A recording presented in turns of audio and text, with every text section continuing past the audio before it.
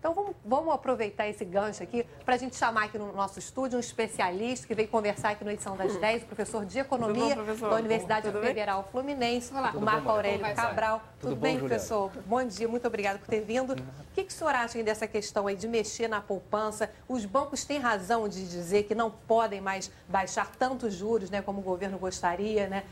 Pode realmente aumentar o número de calote? O que o senhor acha? Vamos separar as questões. Uma coisa é a diminuição das taxas de juros e a outra questão é mexer na poupança. Tratando-se da poupança, o que acontece é o seguinte: nós tivemos, historicamente, taxas muito baixas para o rendimento da poupança, não apenas pelas taxas nominais dela, mas também pela TR, né? A TR sempre perdeu para outros indicadores de inflação. Então, assim, a primeira coisa é que a gente tem que tentar entender como vai ser a inflação no futuro também, para ver quais são as mexidas que a gente vai ter que dar agora e depois, né? Então, eu acredito que as regras da poupança elas possam vir a sofrer alterações ao longo do tempo. Os brasileiros não precisam ficar preocupados com isso, não há nenhum calote. Na verdade, o que o governo vai fazer é ajustar contas financeiras, como você estava mostrando, Juliana. Para evitar o quê? Para evitar uma corrida enorme de investidores, ou muitas vezes de curto prazo, com um comportamento mais oportunista, em cima de um investimento, de uma aplicação, que é tipicamente de brasileiros, né? Ele representa ali o esforço de uma vida inteira de muitos brasileiros e que hoje tem uma chancezinha melhor de remunerar o seu sacrifício. Então, assim, a gente tem que separar muito bem as duas coisas. Mas os bancos têm razão de reclamar sobre essa questão da inadimplência? Olha, Juliana, a inadimplência no Brasil ela é muito elevada, em grande parte por causa dos juros, mas também por causa de vamos dizer assim, um aprendizado que deve ser feito pelos bancos na análise de crédito diferenciada para cada um dos brasileiros. É claro que isso é caro, né? Você montar equipes de análise de crédito tão extensivas assim para avaliar tantos casos, mas é algo necessário, faz parte do negócio deles. Então, assim, os bancos que acertarem mais nessa análise provavelmente vão sair melhor na sua concorrência, que é o que a gente espera. Professora Ana Paula, lá em São Paulo, tem uma pergunta. Oi, Ana. Oi, bom dia.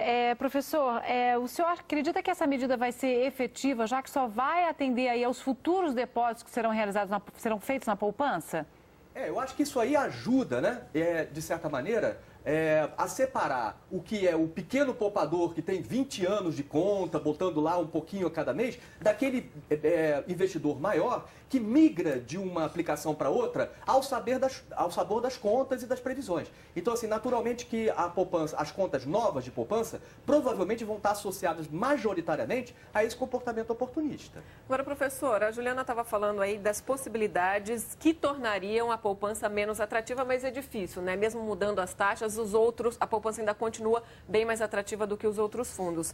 Isso, se eles não conseguirem, se o governo não conseguir mudar essas regras para diminuir a rentabilidade da poupança, pode acontecer, por exemplo, um novo boom no setor de imóveis, porque a gente sabe que a poupança é que financia o setor de imóveis. Já está caro. Com as taxas de juros baixas nos bancos, pode ficar ainda mais caro o financiamento imobiliário. Esse é um risco, Raquel, porque efetivamente montante da poupança tem uma aplicação compulsória em empréstimos imobiliários. Então, naturalmente, que os próprios bancos, quando assistirem os seus investidores compondo a sua riqueza dentro dessa aplicação, vão ser também, de certa maneira, impelidos a conceder crédito imobiliário um pouco mais frouxo. Isso também não é desejado. Você tem toda a razão, Raquel. Professor, o senhor falou aí que a poupança é o investimento do brasileiro, né? Principalmente aquele que busca segurança e que não quer também ter gastos maior com um desconto de imposto de renda, por exemplo. Então, é bom deixar bem claro como que as pessoas devem proceder a partir de agora, né? E a expectativa que se tem em relação à Selic, porque se a Selic subir, se os juros subirem, o rendimento vai ser melhor, mas também pode cair, né? Qual é a perspectiva? Então, eu acho que assim, em primeiro lugar, a gente tem um cenário onde provavelmente mudanças vão ser feitas na poupança daqui para frente, de acordo com as necessidades. Agora, naturalmente que a poupança, ela é uma aplicação segura, mas ela não é livre de riscos. Eu estava falando agora há pouco da questão da inflação. Eu não tenho muito otimismo em relação ao comportamento da inflação brasileira futura. E por que isso? Não pelas nossas ações, mas muito mais pela conjuntura internacional, né? Provavelmente aí nós vamos ter nos próximos meses, a julgar aí o resultado da eleição na França, tensões importantes na Europa do que se refere à condição da política econômica. E eu acho, assim, muito honestamente, que uma das saídas necessárias para a crise europeia vai ser a questão do câmbio e dos juros e da própria liquidez. Então isso induziria no mundo inteiro taxas de inflação maiores do que a gente tem hoje.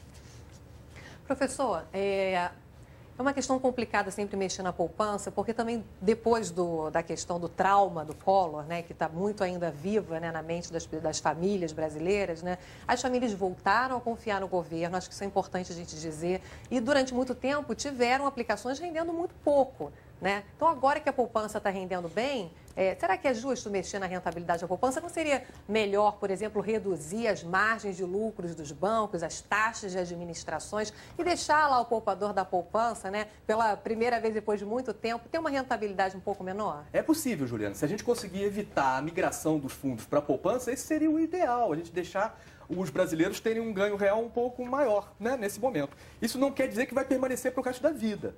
Então, naturalmente, que a gente espera, a continuidade da segurança na cadeia de poupança está dada. O governo hoje não vive uma situação como nós vivíamos em 90. As contas públicas estão mais ou menos equilibradas. Nós temos superávit, nós estamos com um crescimento que não é ruim em termos internacionais. O emprego no Brasil está muito bom. Então, assim, a gente tem os fundamentos todinhos. Eu acho que o governo, ele acertou muito no momento de se fazer a mexida nos juros, sabe, Juliana? Porque, de fato, os bancos estavam numa situação confortável há muito tempo. E, assim, naturalmente que eles têm um papel importantíssimo na construção do crescimento brasileiro. Então, eles agora vão ser chamados, né, para contribuir um pouco mais. Tomara que dê certo aí, que o poupador não saia perdendo, né, professor? Muito obrigada. Obrigada, Muito obrigada pela sua presença aqui.